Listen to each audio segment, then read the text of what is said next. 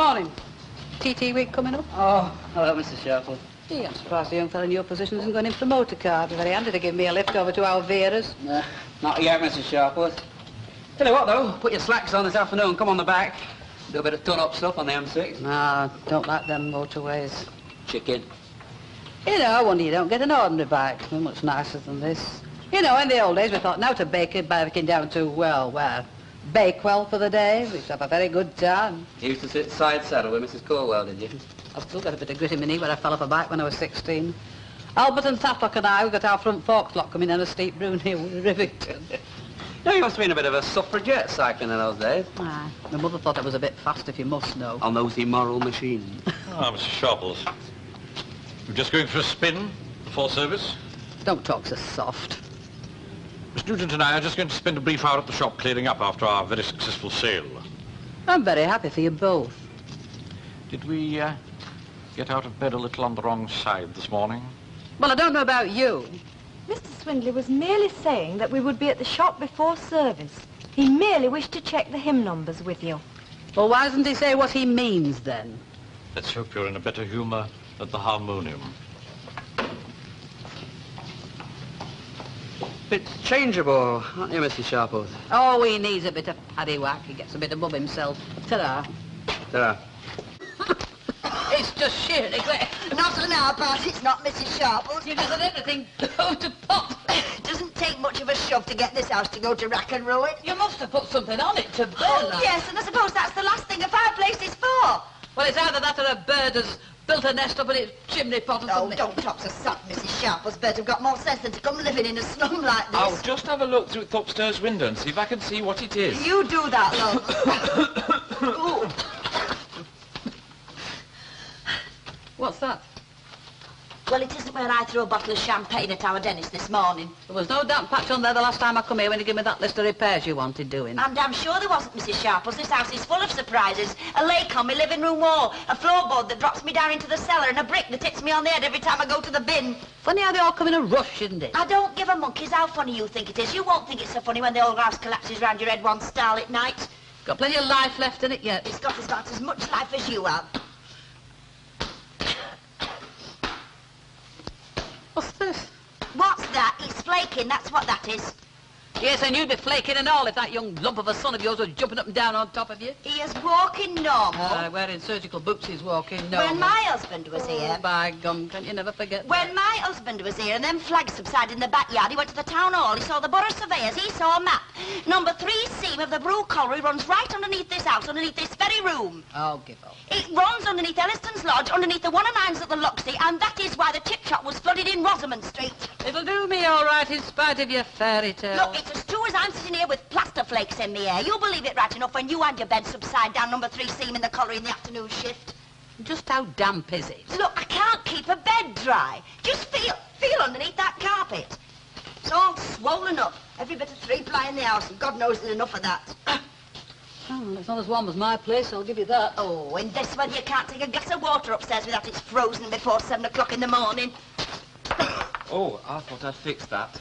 The man who put this house together wants locking up and his clothes burning. Well, I must admit I closed my eyes a bit when he gave me that list of repairs. I must say, I've seen places in better nick. I've seen hen houses in better nick.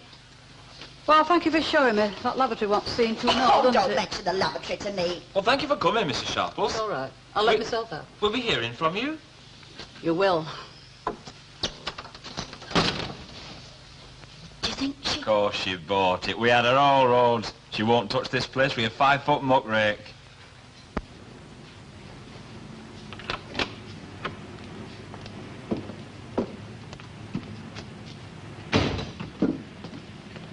Oh, hello, Ina. Have you had a look? Oh, yes, I've looked. Were you just inspecting? Oh, they dressed it up like the fall of the House of Usher. Oh, what do you mean, Ina? Oh, they were cracking on it with Skid Row, splashing water on the walls, pulling doorknobs off. I wonder they didn't have a couple of rats running along the floor while I was there. Oh, why would they do that, Ina? Because they think I'm puddle, that's why. They think I'm senile. Oh, you're not so green as your cabbage looking, are you, Ina? Well, I don't know what they thought they were going to get out of their little pantomime. Rising damp. Do you like the house? Well, it's somewhere to dump myself, isn't it? She can get out.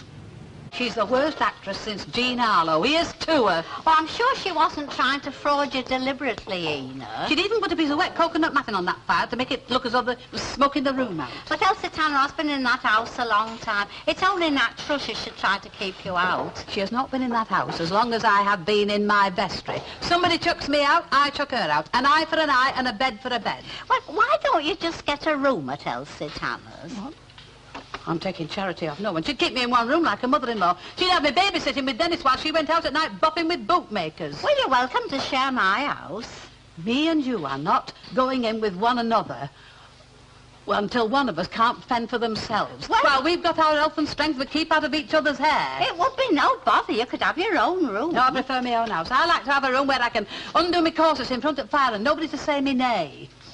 Well, Charlie's very broad-minded. He sits in his stocking feet. There's a difference between stocking feet and underthings. Well, I rather like the company. Ah, that's because you're man-mad. Me, I either take 'em or leave 'em. All right, Mrs. Sharples. I'll pay for that. That's very kind of you, Mrs. Tanner. That's all right, Mrs. Sharples. You know, I am glad you've patched it up, Mrs. Sharples.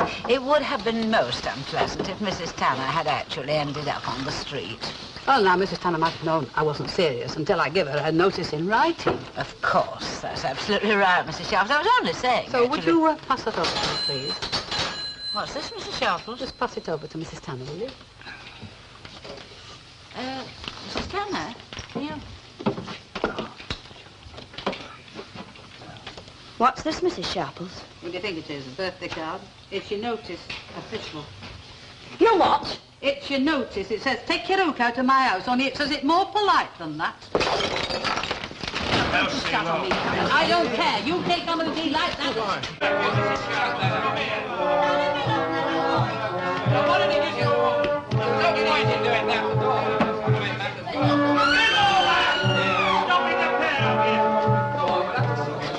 Take your hands off me. Take your hands off me. I'll take my hands off you when you stand still and listen to what I've got to say. Look, this bag was a birthday present. It's not a plaything for any common harpy to go on. What did you call me? Hey, Come on, please, Chalmers. You're joking, Dad. This is better than that. Well, Mrs. Tanner, she can evict you if she wants you. It's just the mean, sneaking, underhand way she does everything. There you are. There you are. Do you see her do that? That's provocation. You saw her start the physical side of this Physical thing. side of physical side of you over that wall, you old bat, you bandy-legged old bat. Bandy-legged me, bandy-legged. Who you call bandy-legged? Come along now, Ena. You know you haven't had your pills Look, today. I can go 15 rounds with this cowboy on a glass of milk stout. No, come on, Mrs. Sharples. It's beneath you, this sort of Oh, thing. it's beneath her, is it? I suppose it's not beneath me. I suppose that's the sort of thing I do, is it? Oh, I never open my If mouth. she chucked you out of your house, she'd be screaming round here from here till Christmas, so you shut up! Listen, I'm an old-age pensioner. I live on £3 a week. There's 20 quid a week going into that house. If your son wasn't like you, he'd have bought your house long ago. It's as big a spit as his father and that saying summit. Don't you dare bring money into this, Mrs. Sharples. You've never gone short. Listen to me.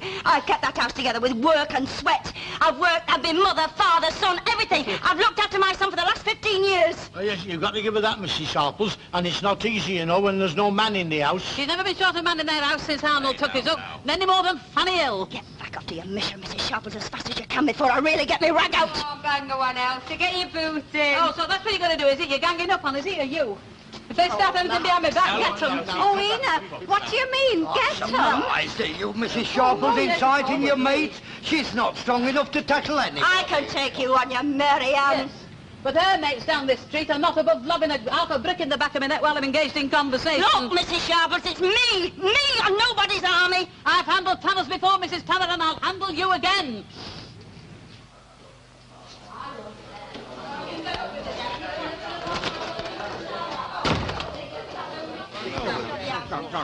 You try turning me out of my house, Mrs. Sharples. Just you try turning me out, and I'll come back and haunt you. Come back. You leave me all morning down the stairs, under the staircase. You won't get a bit of sleep, Dennis. Ma'am, your sprouts are burning. Come in here, Dennis. Great big mad Mary. I'll take you on my left hand if she starts You anything. needn't worry, Mrs. Sharples. I never raise my hand in anger to a lady. She's done it on me, Dennis. You've She's got done things it. under control, ma'am. She's Come done it on me. Look, come here. Look, I came into this house when I was first married. I had naught but a bed settee and a sideboard. Both my kids were born here. Call that in money terms if you can. Boo! Oh, shut up, you daft clown. Listen, Flypants, I don't need to do this, but if you're curious about my motives, then there's no reason why you shouldn't know. I wouldn't be doing this on you. I didn't realise how much I'd missed him. Yes, and where am I supposed to keep them? The dustbins down on the croft? I've got some good suggestions. What are the brick pins on the heath there with a bottle of Mets? It's not so much you're chucking me at, it's the nasty, sneaking, sly way you did it. You've been waiting for this day for the last 70 years, haven't you, Mrs. Sharp? She's chucking me out to me best. She's chucked me out. Well, what do you expect me to do, cry for you? Put your money where your mouth is, then. Go on. I'd rather put my beer where my mouth You'll is. have to move over. You'll have to move out. If you want to move me out of that house, you'll move me in a 6-foot box. Yes, and I'll do that and all. Hey, well, wouldn't it be an idea if you moved in together? You what? You two make no bats. You'll stay here until we've sorted this thing out one way or the other. Get off my sleeve, I've already sorted You it out are in not my holding mind. me up to this sort of thing and then sweeping out on me. Now, look here. You'll only move me out of this house when I want to go. In the meantime, go jump in the cot. You... My way! Go on, don't forget.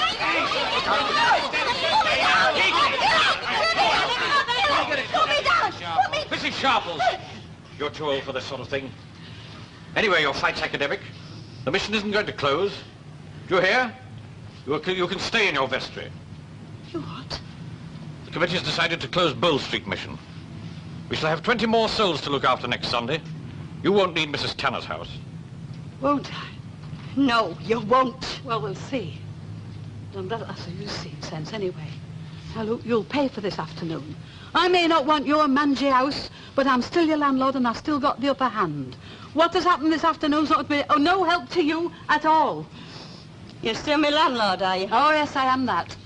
Well, you'll pay for that window. That was her first big mistake. You're on that, Tim Bob. The big un to take her in round 2.